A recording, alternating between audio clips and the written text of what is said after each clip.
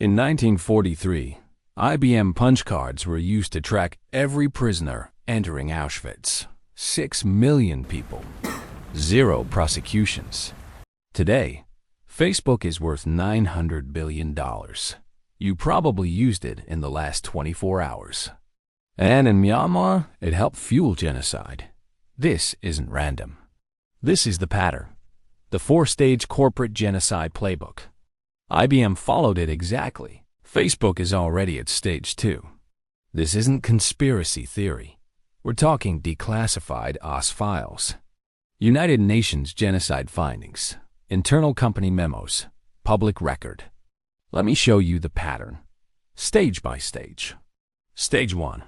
Make contact with a rising regime. Stage 2. Scale the operation with customized tech. Stage 3. They knew what it was being used for. Stage 4.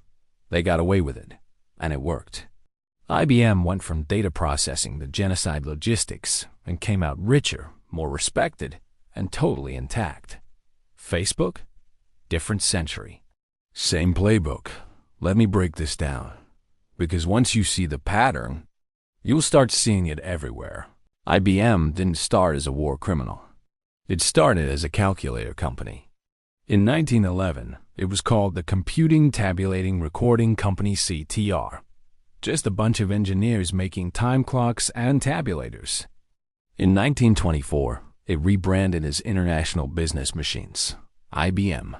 And by the 1930s, under the sharp-suited leadership of Thomas J. Watson, it was booming. IBM dominated data. Census data, insurance data, payrolls, millions of punch cards sorted by massive machines. It wasn't sexy, but it was profitable. And in pre-war Germany, it was exactly what the Nazi Party needed. Because when Hitler rose to power in 1933, he had a problem. He didn't know who the Jews were, or the Roma, or the communists, or the political opponents. To purge a population, you need numbers, names, addresses. You need a census. You need a system. This is where IBM enters the pattern. Stage 1. The first contact. It happened in 1933. That same year, Hitler took power. IBM's German subsidiary Dahomag was approached by Nazi officials. The question was simple. Could their punch card machines be used to process racial data? Watson didn't hesitate. He sent his top deputy to Berlin. And a deal was struck. IBM would supply custom machines. Dahomag would operate locally. Headquarters in New York would stay hands-off on paper. The first contract came quickly. IBM provided technology to Germany's Reich Statistical Office to process the new national census. One field was mandatory: religion. And the machines were calibrated to isolate Jews, Roma, and other undesirable elements. This wasn't off-the-shelf tech. It was made-to-order repression. And it worked. Fast, efficient, mechanized. But that first contract? It was just the beginning. Stage 2 is where the real money came in. Stage 2 of the pattern: scaling the operation. This is where IBM went from helping with a census to helping manage a genocide. Let me show you the exact mechanism. Step 1. Census data was gathered across Germany, Poland, and occupied territories and put via punch cards coded by race, religion, language, and address. Step 2. The data was sorted by Dahomag technicians under IBM patents and with IBM equipment into categories for deportation. Step 3. Deportation routes and transportation schedules were optimized using IBM punch card systems. Trains to Auschwitz weren't improvised, they were scheduled. Step 4. Once inside the camps, prisoner arrival, work assignments, transfers, and deaths were all tracked using IBM systems. That's not speculation. It's in the documents. A declassified U.S. report from 1943 states, quote, "Equipment to be used for registration and efficient management of detained persons across occupied territories." That equipment? IBM punch card machines. Leased, not sold. Maintained under supervision. Between 1937 and 1943, IBM's German operation expanded rapidly. Dahomey opened offices in Warsaw, Amsterdam, and Paris. They even had mobile units technicians traveling to camps for maintenance. Auschwitz had its own Hollerith department. By 1943, IBM had custom codebooks that matched punch card fields to causes of death, starvation, execution, medical experiments, not for medical purposes, for statistical clarity. This wasn't passive profit. This was active participation. According to author Edwin Black, IBM's Nazi-era revenues totaled an estimated $50 million wartime dollars. Adjusted for inflation, that's over $800 million today. And that's just the German side. New York took a cut from every machine, every lease, every repair. Profit margin? Sources indicate over 30% by 1943, nearly double what IBM earned in the U.S. during the same period. And while Allied soldiers were dying on European soil, IBM's business was booming, behind enemy lines. Now you might think they didn't know, that maybe this was just a local operation. Stage 3 proves they knew exactly what was happening. Stage 3 of the pattern. They KNEW. Not suspected. Not assumed. Knew. Let me show you the proof.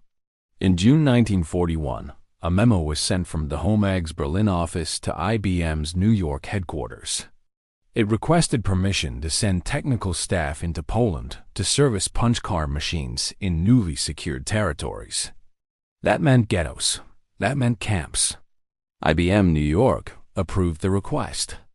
Then in 1942, us analysts intercepted a shipping manifest. It listed Hollerith repair components bound for Warsaw cleared under IBM corporate authorization. The Warsaw ghetto had been sealed for 2 years. Auschwitz was fully operational. The most damning document? An internal Dahomey service log from 1943. It described maintenance performed on machines used to track inmate movement between Auschwitz, Dachau, and Buchenwald. The machines didn't just track death, they scheduled it. And IBM knew. Thomas Watson, IBM's CEO, was briefed repeatedly. According to Edwin Black's investigation, Watson received quarterly updates on German operations, not from newspapers, from inside the company, his own engineers. Read that again. The CEO of IBM personally reviewed performance metrics. From a business unit embedded in the Third Reich, this wasn't rogue behavior. This was policy. Compare that to Ford, which publicly severed ties with its German plant in 1941. Or Coca-Cola, which at least stopped exports. IBM kept going. And they didn't just know about the genocide. They helped make it efficient, faster, scalable. The punch cards used in Auschwitz had codes for age, religion, workability, and cause of death. These were not statistics. These were people. Teachers, shopkeepers, infants. IBM tracked them, processed them, and printed the reports. On time. Every time. Timeline comparison? IBM began working with Nazi agencies in 1933. Evidence proves they were still active in 1945. That's 12 years of knowing and continuing. So they faced justice, right? Stage 4 shows what actually happened. Let's do the math, because numbers don't lie. Between 1933 and 1945, IBM earned an estimated $50 million from Nazi contracts. Adjusted for inflation, that's over $800 million today. Their profit margin? Sources report approximately 32% by 1943, up from just 18% before the war. That's nearly double. Year-over-year revenue growth during the war exceeded 200%. While IBM machines processed death in Europe, their stock value rose in New York. Meanwhile, over 6 million Jews were murdered. Hundreds of thousands of Roma, disabled people, political prisoners, and children followed. American soldiers died liberating the very camps IBM helped organize. And IBM executives? Zero prosecutions, 0 congressional hearings, 0 corporate penalties. Not one executive faced jail. Not one engineer was disbarred. Not $1 was paid in restitution. The documents sat in archives. The punch cards were burned. The survivors were ignored. And yet the company thrived. Watson returned to public life. IBM was celebrated as a pillar of American innovation. Let me put this in perspective. Imagine profiting from a 12-year contract with a genocidal regime. Then imagine walking away with government contracts, 0 accountability, and a clean public image. That's not a scandal. That's a business model. The scale comparison? IBM made enough from Nazi Germany to build 4 hospitals, or fund the entire GDP of Luxembourg in 1940. And the cost? 6 million dead. Not in vague, abstract numbers. In processed, sorted, categorized lines of code. It's not that they didn't know. It's that they did and chose profit anyway. This is the pattern. Massive profits, 0 accountability, and it gets worse. Stage 4 is where they escaped, and the playbook they used, companies still use it today. Stage 4 of the pattern, escape justice. It comes in 3 parts. First, the investigation. Second, the punishment, if you can even call it that. Third, the rebranding. Let me show you how it worked. After the war, the Allies documented everything. Nuremberg trials revealed the mechanisms of genocide: railway schedules, gas chambers, mass graves. But one piece of the system was missing from the courtroom. IBM. The Office of Strategic Services, precursor to the CIA, compiled files on IBM's Nazi-era activities, internal memos, shipping records, even Dahomey service logs. The evidence was there. But prosecution never happened. Why? The Cold War had begun. The US needed corporate allies. And IBM had data infrastructure the Pentagon wanted. Suddenly, economic collaborators became strategic partners. No indictments, no subpoenas, no testimony. IBM's name was scrubbed from post-war hearings. Dahomey was dissolved quietly. And Thomas Watson? He was back at the helm by 1947, just 2 years after the liberation of Auschwitz. In private, government officials acknowledged IBM's role. One State Department cable read, quote, IBM's wartime activities remain of concern, but pursuit of legal action is not advised at this time. Translation? We know they helped. But let's move on. So what happened to them? Let me show you the next part of Stage 4. The punishment. Here's what happened. IBM paid 0 in fines. Not to the U.S. government. Not to Holocaust survivors. Not to anyone. Let's do the math again. They made approximately $50 million from Nazi contracts, $800 million in today's money. And they paid nothing. That's not justice. That's interest-free profit from genocide. Executives? Not one was charged. Thomas Watson remained CEO until 1956. In 1949, he was awarded the Medal of Merit by the U.S. Department of Commerce. That's like giving a medal to the accountant of Auschwitz. Timeline? 12 years of Nazi collaboration. 0 days in court. And less than 4 years after the war ended, IBM was already rebranded as a Cold War tech darling. Compare that to the average German citizen. Some were tried for simply working in factories. Some served prison time for minor roles in wartime industries. But the American CEO, who built the infrastructure of genocide, he got promoted. This wasn't just unequal justice. It was calculated forgiveness. The U.S. government needed computing power. IBM offered it. In exchange, the past was buried. The irony? Watson had once received a medal from Hitler himself, the Merit Cross of the German Eagle, in 1937. He returned it in 1940, 3 years into the Holocaust. After backlash, not conscience, IBM walked away clean. But here's the part that should make you angry. They didn't just escape. They grew. They expanded. They became a legend of innovation, and the world forgot. Stage 4 has one more step. Let me show you how they buried the past and rebranded into the future. Stage 4, Part 3, the rebranding. This is where the pattern shows its genius. IBM didn't collapse. They didn't hide. They rebranded. And it worked. Let me show you the timeline. They started working with the Nazi regime in 1933. The war ended in 1945. That's 12 years of collaboration. Investigation files were closed by 1947. That's 2 years of official silence. By 1950, IBM had shifted gears, marketing itself as the backbone of American defense. Cold War tech, anti-communist computing. In 1956, Thomas Watson retired. His son, Thomas Watson Jr., took over and pushed IBM into space-age innovation. By 1960, IBM was the gold standard of American business. Mainframes, NASA partnerships, Wall Street dominance. The Holocaust?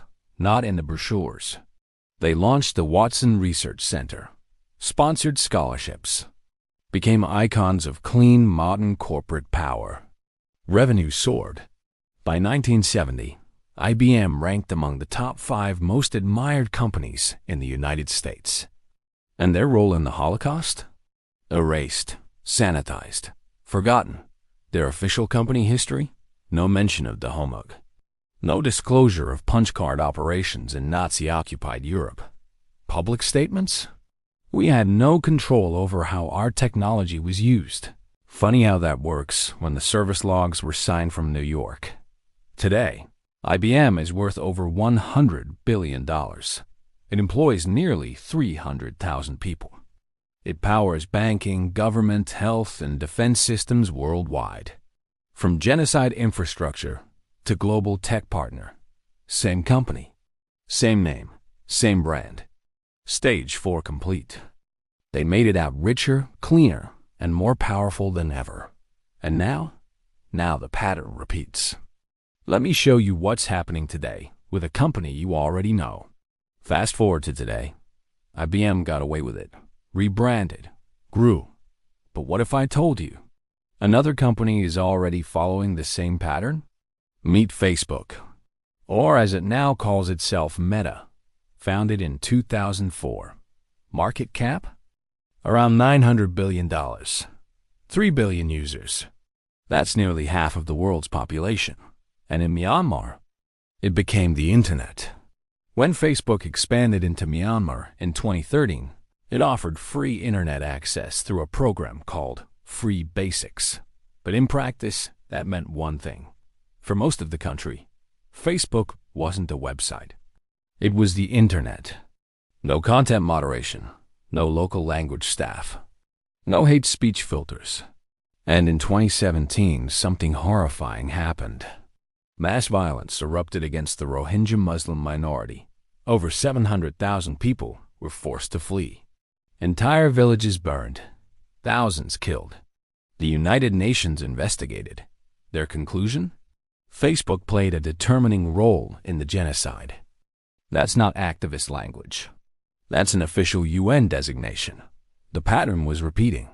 A tech company provided infrastructure, ignored the signs, enabled mass violence. And just like IBM in 1933, Facebook had already entered Stage 1. Now let me show you how they moved into Stage 2 and what that means for all of us. But who actually owns Facebook? Let me show you the web. Meta's largest shareholders aren't individual people. They're asset managers. BlackRock owns about 5%. Vanguard? Around 7%. State Street? 3%. Combined, that's over 15% of the company controlled by firms that manage your retirement accounts. In other words, if you have a 401k, you probably own Meta stock. If you invest in an index fund, you're likely profiting from a company accused of enabling genocide. And the irony? Those same funds also hold stock in IBM. That means millions of Americans are earning dividends from two companies connected to mass atrocity 80 years apart. Not because they chose to, but because no one told them the pattern existed. And BlackRock, Vanguard, and State Street, they vote on company policy. They decide executive compensation. They shape the board. So when Facebook's leadership defends inaction in Myanmar, when they issue vague apologies without consequence, they're not just speaking for themselves.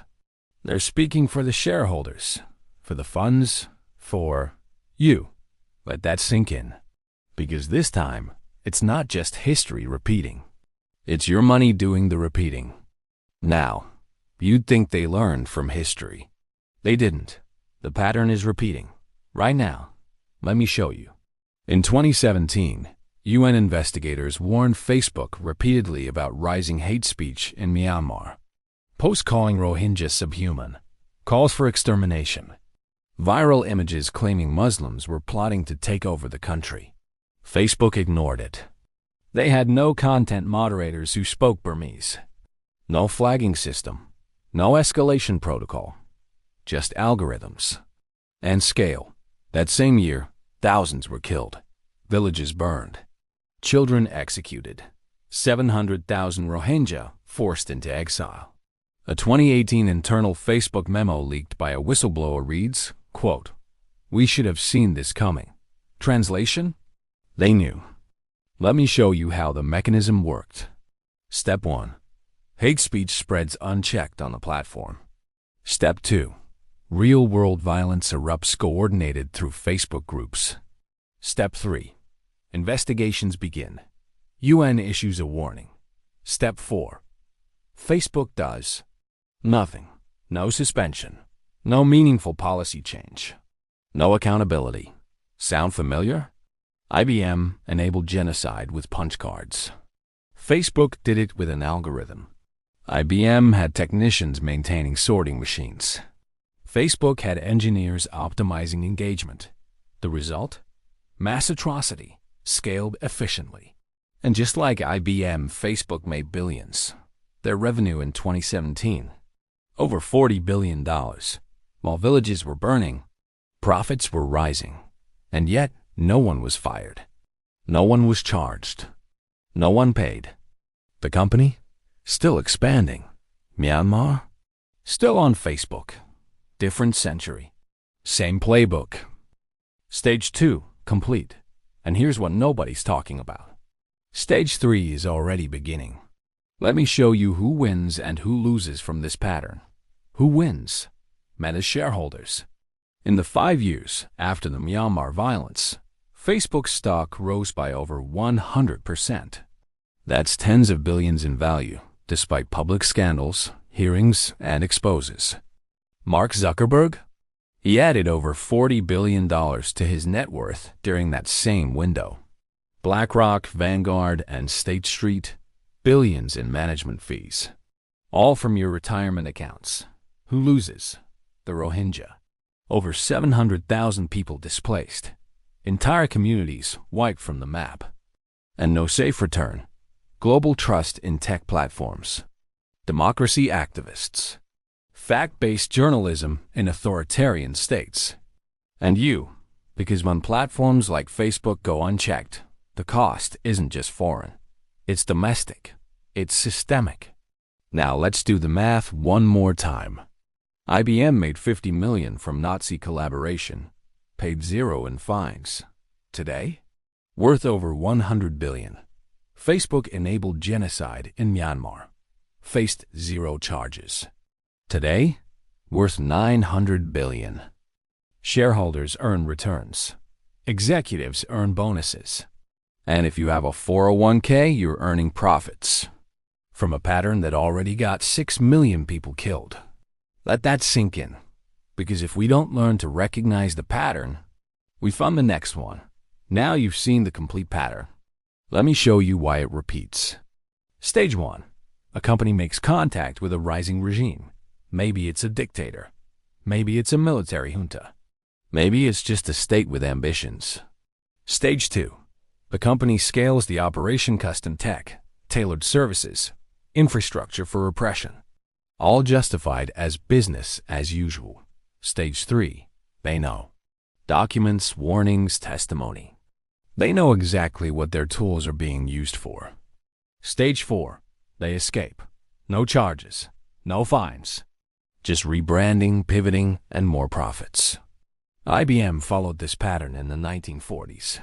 Facebook is following it right now. This isn't a coincidence. This is the pattern. And once you've seen it, you'll see it everywhere. Defense contractors, data brokers, surveillance software companies. They follow the exact same 4 steps. Because the model works. Because the world lets it. From genocide in Nazi Germany to ethnic cleansing in Myanmar, the tools changed. The companies changed. But the incentives, the outcomes, exactly the same. This is how the pattern survives, in plain sight. Under your name, through your pension, and unless it's recognized, it will happen again. Here's why the pattern works. First, cost-plus contracts remove all risk. Whether it's IBM leasing machines or meta-monetizing engagement, the more the system is used, even for horror, the more money flows in. No consequences. Only upside. Second, the revolving door protects them. Government officials retire and join the very companies they once regulated. Executives get hired back into public service. Oversight becomes loyalty. Third, political protection is built in. Jobs in swing states, cloud contracts with the Pentagon, partnerships with universities. These companies don't just make money. They become too useful to punish. And finally, they're too big to prosecute. If you charge IBM in 1946, you lose the tech backbone of the Cold War. If you break up Meta in 2024, you spark a global diplomatic incident. So we pretend the crimes were accidents. We let the markets sort it out. We give them awards for innovation. This is not new. The East India Company fueled colonial famines. Standard Oil crushed democratic unions. And IBM enabled genocide, all with government approval, all with public money. Same pattern, different names. And the scariest part? It's designed to be unstoppable, unless we learn to see it before stage 4. So what do you do with this information? I'm not telling you to delete Facebook, or boycott IBM, or burn your index fund. That's your choice. But you deserve to know the pattern. You deserve to know that genocide isn't just about guns and orders. It's about spreadsheets. It's about code. It's about scalable systems built by people in air-conditioned offices, funded by people like you. You deserve to know that your 401k might be profiting from human suffering right now. That neutral technology doesn't exist. That ethics doesn't scale automatically. That silence makes the pattern stronger. And maybe, most importantly, you deserve to know that those who don't learn from history don't just repeat it. They finance the next one. Because this isn't about the past. This is about right now. And the next company in line? They've already started stage 1. If this video showed you a pattern you didn't see before, here's what you can do. First, leave a comment. Should companies face consequences decades later? Yes? No? Under what conditions? Second, share this with someone who still thinks Facebook is just a website, or that IBM just makes servers, or that genocide only happens at gunpoint. And third, check the description. Every source is linked. No conspiracy, just receipts. Now, if you thought IBM's story was shocking, next week, I'm revealing Ford. They paid Hitler $50 million. While American soldiers died fighting Nazis, their cars fueled both fronts, and their factories didn't stop. Same pattern, bigger scale. You don't want to miss that, because once you understand the 4 stages, you'll start to see the signs before they hit stage 3. And maybe then, just maybe, this pattern can finally be broken. History doesn't repeat, but patterns do. And this pattern never stops. I'll see you in the next one.